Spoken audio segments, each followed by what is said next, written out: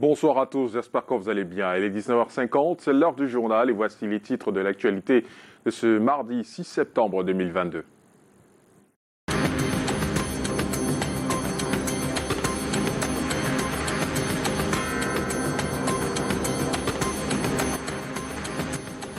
À la une ce soir, Yaoundé sous l'eau des vols des compteurs. C'est le phénomène qui accourt dans la ville. 100 appareils dérobés en une seule nuit dans la cité capitale. Le train de la rentrée scolaire laisse à la gare un enseignant dans le Mungo, Emmanuel Kemounier, retrouvé mort dans sa chambre à Melon. Une mort mystérieuse qui laisse son entourage dans l'émoi. Et trafic routier interrompu entre Yokadouma et Lomé dans la région de l'Est. Le pont qui relie les deux parties du pays coupé. Les automobilistes bloqués sur place appellent l'État à l'aide. Voilà pour les titres.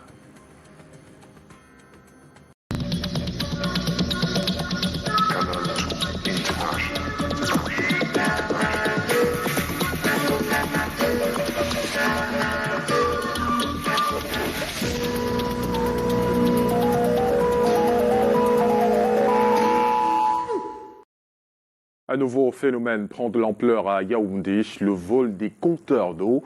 En une nuit, l'altimètre a affiché 100 appareils dérobés, un record, ce qui fait au total 400 bouliers volés depuis le début de l'année. On voit cela avec Daniel Anissé-Boudier et Serge Alain Ziebou.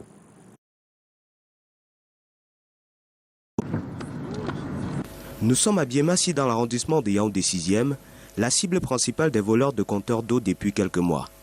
Le quartier détient lui seul le record du nombre de compteurs volés en seulement 24 heures.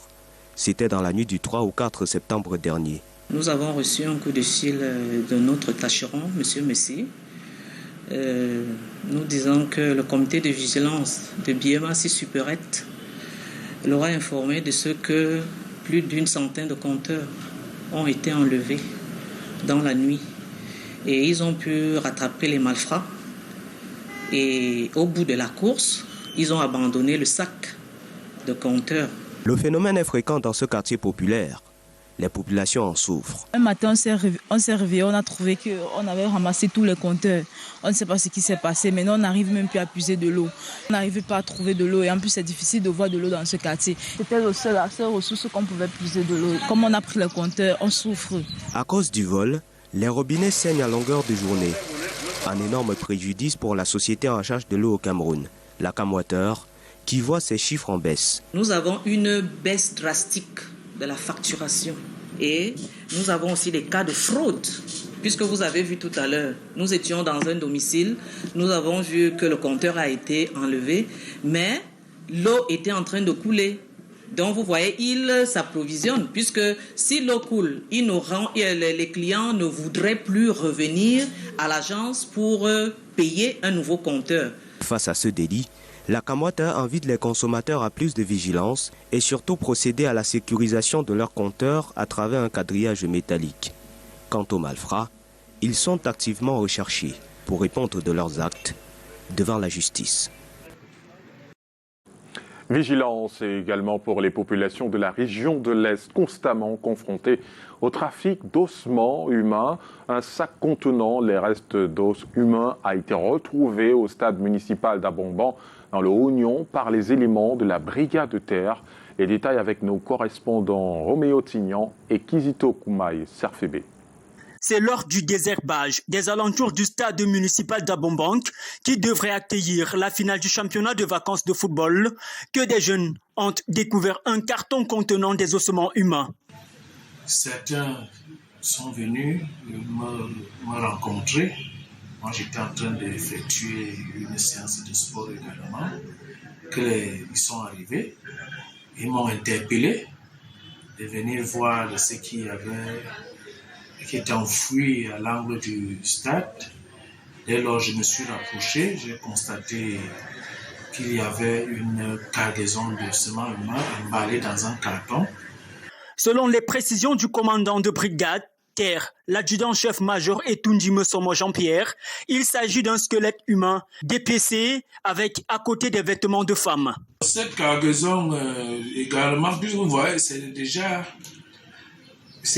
dépiécé. Oui, les ossements étaient déjà dépiécés et je pense bien que ça forme c'est tout un être humain. Parce que il y a les parties de la tête, et différentes parties de l'être humain qui étaient emballées dans ce cadeau. On va essayer de voir avec le procureur de la République et les médecins. On va effectuer une battue. Les enquêtes continuent à propos. Ce colis douteux a été saisi et des enquêtes se poursuivent pour attaquer les criminels. Une autre découverte macabre, cette fois dans le département du Mungo, dans le littoral. Le corps sans vie d'Emmanuel Kémonier retrouvé dans sa chambre à Melon. Le défunt était enseignant au lycée de Melon-Centre. Les raisons de son décès sont pour le moment un véritable mystère. Arnaud Devariunda et Luciano Dodondiaco. Sa blouse accrochée ici au mur, Emmanuel Kémonier ne la remettra plus jamais pour reprendre le chemin de l'école.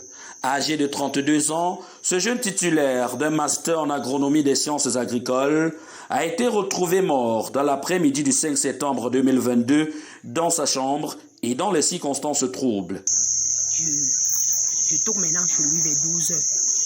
Il ouvre la porte. Comme il a ouvert, j'ai seulement dit qu'il est là. Je suis moi parti. C'est vers 15h maintenant qu'il dit que j'ai toqué, il s'est levé. Depuis 15h là, il n'est pas sorti. Jusqu'à venir causer avec moi ici dehors. C'est comment? J'entre chez lui, je vois maintenant la peur. Mais les selles partout. C'est là où je touche maintenant ses pieds, c'était uni. Arrivé au lycée de Melon-Centre comme personnel vacataire, en janvier 2022, Emmanuel va passer 5 mois de bons et loyaux services au département des sciences de la vie et de la terre, avec une bonne appréciation de ses collaborateurs.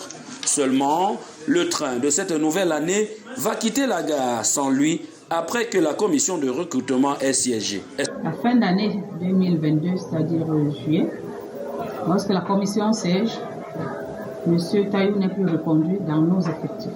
Un départ brusque à la fleur de l'âge qui laisse ses anciens collaborateurs sous le choc. Très sympathique, très disponible, très humble. Je l'avais déjà adopté comme fils. La preuve, parmi tout mon personnel, il était le seul qui communiquait avec moi tous les jours. Mais du 2 au 3, 4, j'ai remarqué un silence de sa part. On se souvient encore, le 5 septembre 2021, c'est Jean Djambou, enseignant au primaire, qui quittait la communauté éducative alors qu'il préparait ses leçons. 5 septembre 2022, c'est au tour d'Emmanuel Kémonier de ranger sa blouse et sa craie blanche dans le placard. Une bien triste coïncidence. Elle également a failli ranger définitivement sa blouse hier à Yaoundé. Une conseillère d'orientation a échappé de justesse à la mort alors qu'elle se rendait à son lieu de service. Heureusement, c'est plutôt son véhicule stationné sur un passage à niveau qui est broyé par un train au quartier Ala. Voyons cela avec Delphine Fonkoutene et Séverin Fotso. Par brise ici, par choc là, et un peu plus loin, les épaves du véhicule. Son propriétaire a dû le sacrifier pour avoir la vie sauve. Devant, elle ne pouvait plus avancer et derrière, il y avait, dans les deux sens de la route, c'était bloqué. Elle n'a pas prévu que le train pouvait interagir à un moment. Et puis elle s'est retrouvée garée là, sur le passage à niveau. Nous sommes au passage à niveau du quartier Ahala à Yaoundé. La dame en question se rendait à son lieu de service hier 5 septembre, aux environs de 7h30. Celle-ci aurait été surprise par l'arrivée inopinée du train. Le train n'a pas klaxonné, même les panneaux, ça ne jouait pas. Et c'est comme ça que le vigile qui sort lui dit « Madame, vous ne voyez pas le train ?» C'est ce qu'elle m'a rapporté. C'est comme ça qu'elle est obligée de justesse démarrer, ouvrir la portière et abandonner le véhicule. Quand je suis même venu, c'est moi qui suis venu arrêter le contact. Le train à son passage dégage de la voiture, causant un choc encore perceptible à ce passage à niveau. Les panneaux de signalisation ici seraient défaillants. Il n'y a plus vraiment de signal là-bas, pour le dire vrai. Il n'y a plus de signal. Depuis un bon bout, il n'y a plus de signal. Parce qu'en réalité, ça fonctionne de manière automatique. Quand le train est en train d'approcher, ça signale automatiquement et ça joue son rôle en fait. La victime, conseillère d'orientation, est hors de danger. Son époux coordonne ici les opérations de remorquage des restes de la voiture. Parlons à présent de ces parents qui font systématiquement face à une épreuve en période de rentrée scolaire, celle du choix de sacs de classe. À l'achat, certains sont guidés par le confort et d'autres par la robustesse. Reportage, Janice Kamga et Constant Kamga. Quel sac de cours choisir pour l'année scolaire? La question laisse souvent plusieurs parents dans la tourmente. Les pièges sont nombreux. Exemple, un sac clair va rapidement se salir. Un sac à la mode ou hors de prix attisera les convoitises. Et si la matière n'est pas appropriée au volume des fournitures, il risque de se déchirer. Pour ce papa en tout cas, le sac de classe idéal, c'est celui qui a le meilleur rapport qualité-prix. Le premier facteur, c'est d'abord le budget. Voilà, la deuxième chose, c'est qu'il faut choisir aussi un sac qui est durable, celui que l'enfant peut utiliser tout au long de l'année scolaire. Cette mère de famille, elle, fait son choix en fonction du niveau scolaire. Primaire, élémentaire ou secondaire, le sac est un compagnon de route et à ce titre, il doit évoluer avec l'enfant. Pour un enfant de la maternelle, on ne peut pas prendre un gros sac par exemple. C'est qu'il ne porte pas de cahiers, c'est juste son goûter et tout ça. Donc c'est un peu ça. Pour des grands, on sait que c'est pour un enfant du collège, on ne peut pas prendre un petit sac. Pour des grands, on sait que c'est les livres, les cahiers, on choisit aussi une matière solide. En boutique, la tendance est aux super-héros. Les commerçants ont plusieurs tours dans leur sac. Pour séduire les bambins, ils misent sur le design et pour les parents, des prix accessibles. Les enfants aiment les tiges, bon, il y a les dessins au niveau des sacs. Il y a les prix de 3 500 qui sont les maternelles jusqu'à 17 000, 18 000. Donc, en fonction de la solidité aussi, en fonction du client qui est devant nous. Il y a du choix, la tâche est délicate, mais ce qui compte au final pour les parents, c'est donner aux élèves les meilleurs moyens de réussite. Et si certains parents réfléchissent encore sur le sac à dos de leur enfant, d'autres attendent encore la liste des fournitures pour aller en librairie. Conséquence, des élèves depuis le premier jour des classes prennent leurs cours dans les cahiers de l'année dernière. Arsène Kenyé, Kevin Mogo, Constant Kamga, reportage. Les cahiers, c'est ce qui manque le moins en ce début d'année dans les librairies. Pour certains parents, l'achat de ceux-ci est en fonction de la liste des fournitures. Bon, selon la liste de l'école, pour le moment, en fonction des cahiers, j'ai tout acheté. En tout cas, si nous demandent d'acheter encore d'autres, on fera tout seulement avec. La liste qu'ils m'ont donnée, ils ont donné aux enfants hier d'acheter. Je ne sais pas s'il y aura encore l'autre après. Il faut des cahiers, en fait, de nombreux, même pour les paquets, il y en a un paquet de 5, paquet de 10. Lorsqu'on demande que pour 8 cahiers, je prends le paquet de 10. Si on s'équilibre, l'enfant est plus heureux de que ça fait. C'est mieux comme ça que de le marché. Pour d'autres parents, on voit la vie en rose. Des établissements mettent la liste à leur disposition bien avant le début d'année. Les anciens du secondaire qui savent déjà quels sont les types de cahiers et les nombres de cahiers qu'il leur faut. Pour eux, ils pouvaient se faire une liste avant et ça a été prévu bien avant. Une autre catégorie des parents qui n'a pas souhaité s'exprimer face à nos caméras attendent de faute de moyens d'avoir toutes les listes pour se diriger en librairie. Leur progéniture obligés cependant de prendre des cours dans de vieux cahiers. Les parents soucieux de la santé de leurs enfants en cette saison pluvieuse, en ce moment, c'est la ruée vers les marchés de la ville de Yaoundé pour s'offrir un imperméable. Mais certains ont du mal à faire le choix entre le parapluie et le manteau. Suivant le reporter Bénédicte Ngono et Séverin Fotso au marché Mokolo. Vendus à la criée, les imperméables ont le vent en poupe en cette saison pluvieuse. Parapluies, manteaux, bottes, des articles vendus comme des petits bouts de pain ici au marché Mokolo à Yaoundé.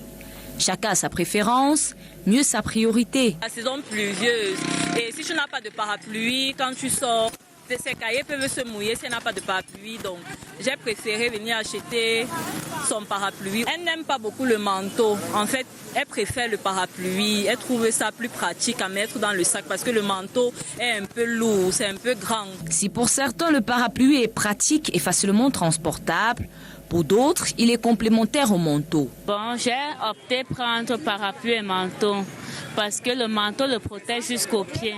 Par contre, le parapluie, c'est juste la tête. Donc, avec les deux, il sera à l'abri des intempéries si à jamais ça arrivait. Et qui dit pluie dit boue. Pour Mireille, l'achat des bottes est une occasion de garder son enfant propre au sein de l'établissement. Avec la boue, dans les déshabillants, on les met les chaussures noires comme l'école demande. Et je rentre à la maison avec les bottes lavées. Être à l'abri de la pluie, c'est bien. Se mettre à chaud, c'est encore mieux pour éviter les maladies de cette saison de pluie. Et opération zéro travail des enfants dans les champs miniers en cette période de rentrée scolaire. Le ministre des Mines, de l'Industrie et du Développement technologique entend par là relever le taux de scolarisation très bas dans les zones d'exploitation minière. Les autorités administratives appelées à la rescousse ont, avec les services déconcentrés du ministère en charge des mines, engagé des descentes sur le terrain pour extirper les enfants à l'âge scolaire des puits miniers et les envoyer sur le chemin de l'école. Les premiers coups de cette répression ont lieu dans le département de la KDI, région de l'Est, où l'on a enregistré entre le mois de juillet et août dernier une série de morts dans les champs miniers. Et le ministre des Mines, de l'Industrie et du Développement technologique, Gabriel Dodonoké, revient ici sur les contours de cette opération de la rentrée scolaire. Je vous propose de l'écouter au micro d'Ardon Guefak.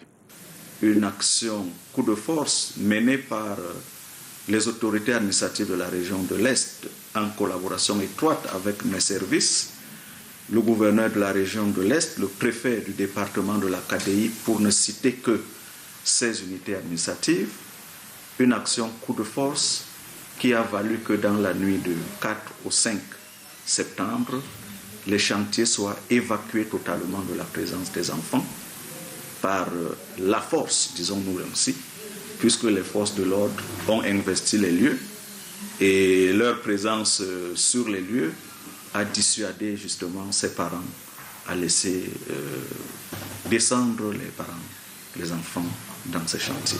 C'est une action que nous avons commencée et qui va se poursuivre.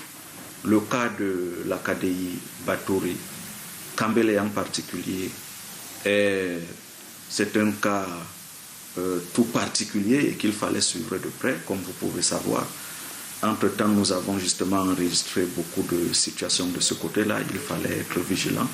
Et je dois dire que nous sommes satisfaits du début de cette activité qui porte déjà ses fruits. Et toujours dans la région de l'Est, il n'est plus possible de partir de Yokadouma pour Loumié, dans le département de la Bumba et Ngoko. Le pont qui relie les deux parties du pays est coupé. Il faut payer le tarif double pour traverser la rive. Les populations appellent le gouvernement à l'aide. Voici le reportage de nos correspondants Roméo Tignan et Kissito Koumaï. Ça ne circule plus sur le fleuve Ndjoué. Le pont qui sert de relais aux populations a cédé sous la pression de la nature. Les riverains des villages Landjoué et Lamandoum, dans le département de la Bumba Ngoko, ne peuvent plus aller à Yokadouma. Le fleuve-ci, la rivière-ci cause trop de problèmes chaque année. Vous savez, le matériel qu'on met là, c'est du bois. Ça ne peut pas faire 5 ans, ça ne peut pas faire 4 ans. À tout moment, il faut faire recours aux sociétés forestières, il faut crier pour qu'ils viennent faire ce qu'ils peuvent faire pour que les gens passent. L'ouvrage d'art, qui est fait en bois, et ceci depuis plusieurs années, ne supporte plus des charges. Il faut qu'on transporte les gens jusqu'au pont.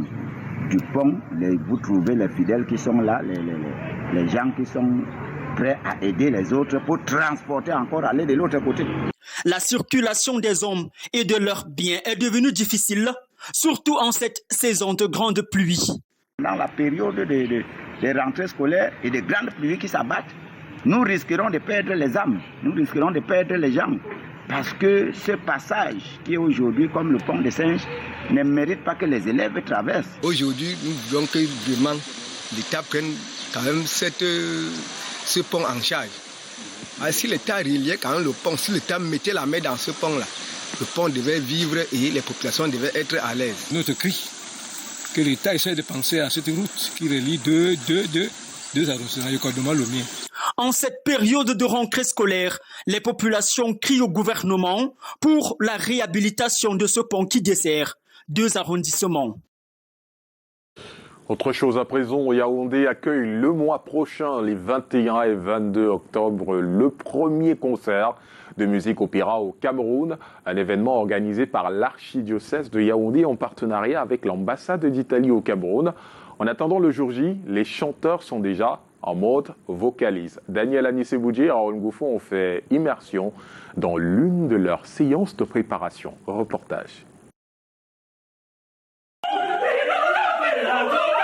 Ballet comédie, cabalette,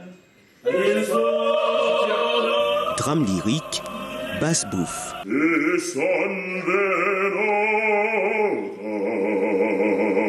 Un avant-goût du concert d'opéra avec mise en scène orchestre, prévu les 21 et 22 octobre prochains à Yaoundé, le tout premier qui a lieu en terre camerounaise. Intitulé Don Giovanni de Wolfgang Amadeus Mozart, cette première représentation est organisée par l'Académie Sainte-Cécile de Yaoundé en partenariat avec l'ambassade d'Italie au Cameroun.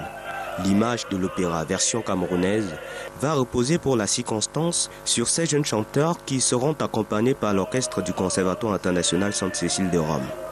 Une occasion pour eux de faire chanter leur passion.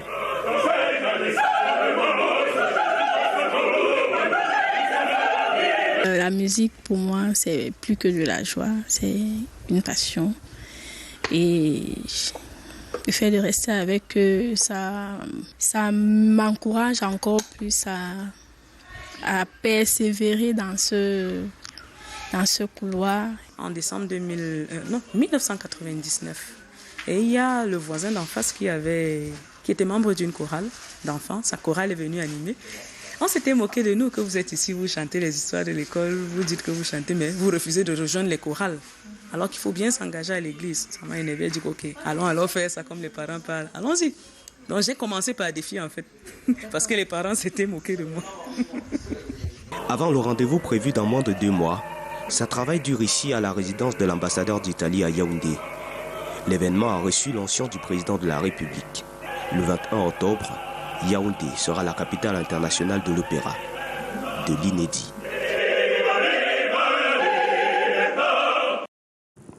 Opéra à Yaoundé, Interpol à Limbé du 11 au 25 septembre prochain pour l'édition 2022. Des 10 champions des 10 régions du pays attendu. Seul le représentant de l'Ouest manque encore à l'appel. Une compétition qui verra 2 équipes accéder à la MTN Elite 2. Les détails avec Marc Chouamot. 2 places à prendre pour 10 équipes en lice. C'est l'enjeu de l'édition 2022 des Interpol ou encore le tournoi d'accession à MTN Elite 2. Le chronogramme de la compétition a été communiqué lundi soir par le secrétariat général de la Fédération camerounaise de football. Et comme prévu, les champions des 10 régions du Cameroun se donnent rendez-vous à Limbé dans le sud-ouest pendant 2 semaines pour désigner les 2 équipes qui accéderont en division supérieure. Les clubs sont recoupés en 2 groupes. Dans la poule A, National FC de Garoua représentant le Nord, AS Olympique de Minganga, l'Adamawa, Nkoufo FC de Yaoundé, région du Centre, Hilltop Strikers du Nord-Ouest et le représentant de l'Ouest. Justement, ce dernier manque encore à l'appel, faute à des barrages qui ont tardé à démarrer à cause d'un litige entre Volcan du Noun, prétendant aux 10 barrages, et Renaissance du Noun. Le verdict tombé ce lundi en défaveur de Volcan du Noun a permis donc la programmation ce mardi à 15h au stade de Bamendi de la première journée des barrages.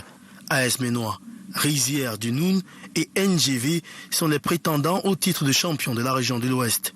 Dans le groupe B de ces Interpol, on retrouve le champion du littoral, Aigle Royal du Mungo, qui annonce des levées de fonds partout dans le pays pour soutenir l'équipe. Ajax FC de Marois, représentant l'extrême nord, FC Eboulova, la région du sud, Real de Berthoud à l'est, et le local de l'épreuve, Victoria United de Limbé, au Popo. Le tournoi débute dimanche prochain et s'achève le 26 septembre par une finale entre les 2 premiers de chaque groupe.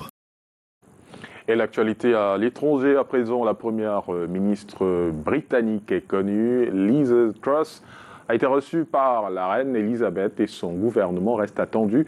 Et en RDC, pas de rentrée scolaire dans certaines écoles occupées par les déplacés de guerre. L'île Piediou, Calvin Tekam, Escalmande.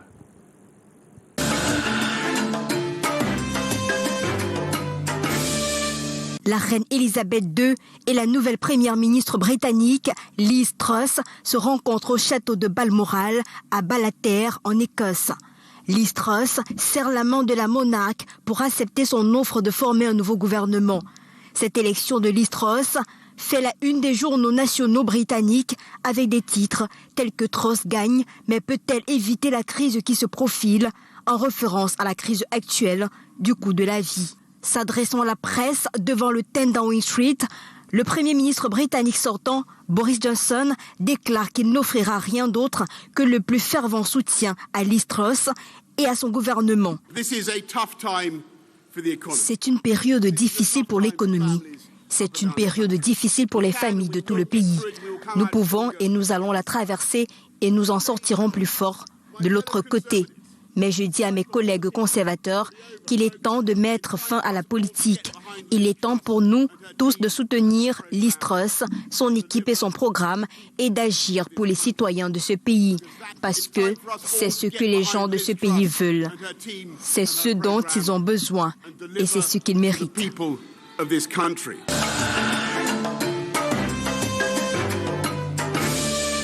La rentrée des classes a lieu sur l'étendue de la République démocratique du Congo, sauf dans les régions confrontées à la crise sécuritaire. Dans le territoire de Rutshuru, au Nord Kivu, plusieurs écoles publiques sont des sites d'accueil des déplacés de la guerre du M23. Les salles de classe sont leurs dortoirs, impossible d'y accéder pour les élèves qui se sont présentés ce premier jour de l'année scolaire. Les jeunes élèves déplacés réclament aussi de retourner à l'école. C'est très préoccupant. Ce matin, il y a des enfants qui étaient venus jusqu'ici, qui réclamaient, c'est normal, ce sont des enfants, on doit les écouter. Et nous, en tant que parents, ce sont mes enfants. Nous devons trouver une solution. La solution, c'est par rapport aux stratégies que nous sommes en train de monter pour que tous aillent à l'école. Bien sûr, ceux qui sont ici et ceux qui sont déplacés en interne sont tous des enfants. Ils doivent étudier. Nous allons tout faire, ils iront à l'école.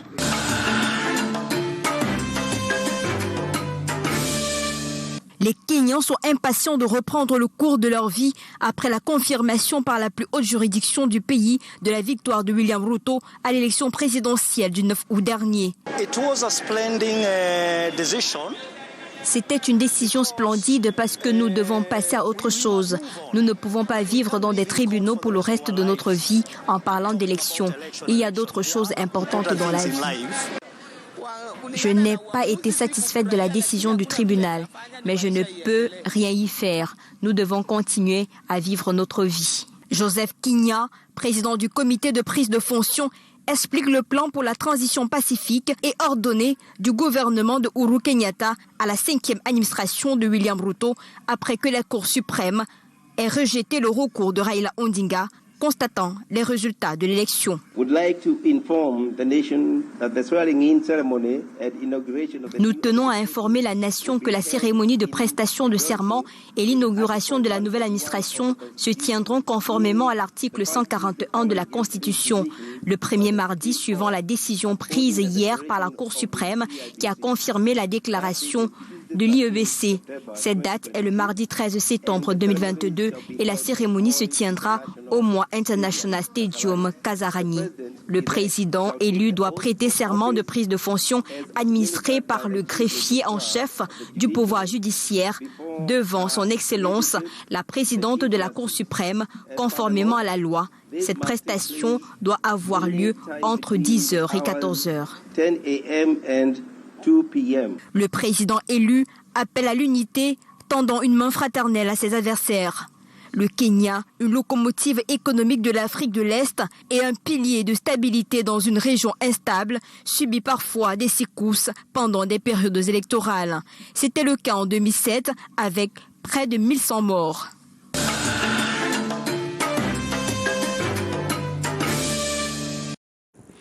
Et après 2 mois à partager la joie dans plusieurs villes du Cameroun, la grande équipe de caravane mobile Orange Money App Store fait une pause. Elle a été accueillie ce jour à l'aéroport de Douala. Regardez. L'équipe de caravane mobile Orange Money App Store se pose pour un court instant. En quelques mots, la belle épopée est comptée. Nous venons d'achever un parcours qui a gagné toutes les 10 régions du Cameroun. Techniquement, tout s'est très bien passé. Le Canal 2 a donné toujours le meilleur d'elle-même. Et nous avons toujours servi pour le Canal 2 un rendu spectaculaire en termes de qualité d'image, de qualité de spectacle, de qualité de son. Et nous sommes contents. Nous avons servi pour le Canal 2 une ambiance de folie. 2 mois à sillonner les artères du Cameroun, le Grand Nord, la dernière destination. Répandre la joie aux populations, un pari réussi. Tom Malak a mis vraiment les moyens pour qu'on puisse arriver au terme de notre périple. Dès le départ, on a fait un désir de ce qu'il nous fallait pour pouvoir mieux travailler. Ils ont validé ce qu'ils ont fait valider. Nous avons fait le travail qu'il fallait. Dans les résultats ont été satisfaisants selon le feedback que nous avions constamment sur le terrain. Des tonnes de matériel emballé, traîné avec fierté. L'âme convaincue d'un devoir assuré. Au-delà de la joie, la convivialité, l'amour, du partage, nous avons apporté un peu plus. Nous sommes allés dans le Septentrion pour conquérir les auditeurs, l'audience. C'est ça notre leitmotiv. Sortir de Douala était quelque chose d'assez complexe, mais nous avons réussi le challenge. Nous devons réinventer l'audiovisuel au Cameroun.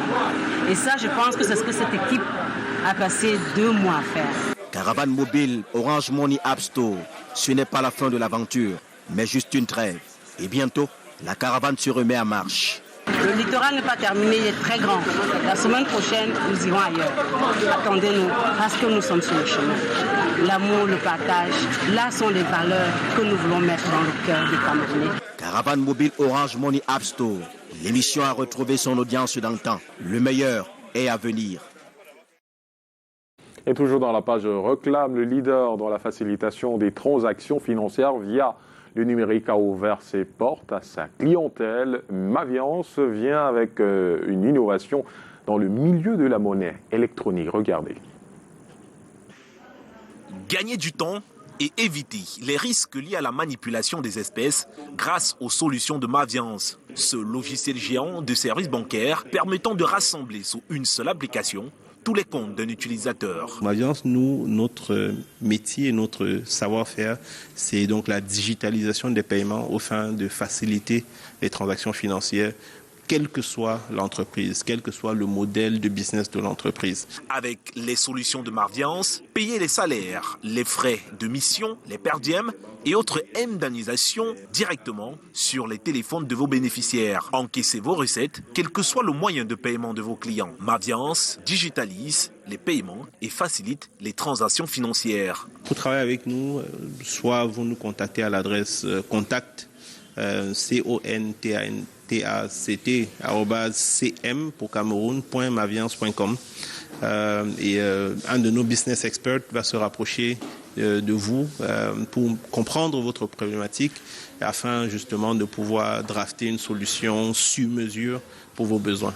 Ainsi, les entreprises privées et publiques, les ONG, les organismes publics et internationaux et toute personne morale peuvent bénéficier des services de Maviance qui se positionnent aujourd'hui comme une entreprise du futur dans l'économie numérique. Maviance a été créé par les Camerounais. C'est pour ça qu'on insiste aussi sur la jeunesse. On insiste sur le parti de formation de ces jeunesses pour qu'ils puissent arriver à faire quelque chose. Grâce à son service MobilePay, tout citoyen peut effectuer le paiement des factures d'électricité et d'eau, le paiement des réabonnements TV, effectuer les opérations de dépôt et retrait, Momo, OM, Express Union Mobile Money, effectuer des transferts de crédits de communication et le paiement des assurances. Grâce à ces opportunités, Maviance rassure ses nombreux partenaires. Maviance is reliable, they are proactive, they are customer friendly, and I think they have been doing a very great job in the market. Maviance est situé au 2e étage, immeuble NFC Bank, Bonanjo, à Douala, au Cameroun. Et c'est la fin de ce journal. Merci de votre fidélité à Canal 2 International. Je vous retrouve demain, même lieu, même heure, 19h50. Bonsoir.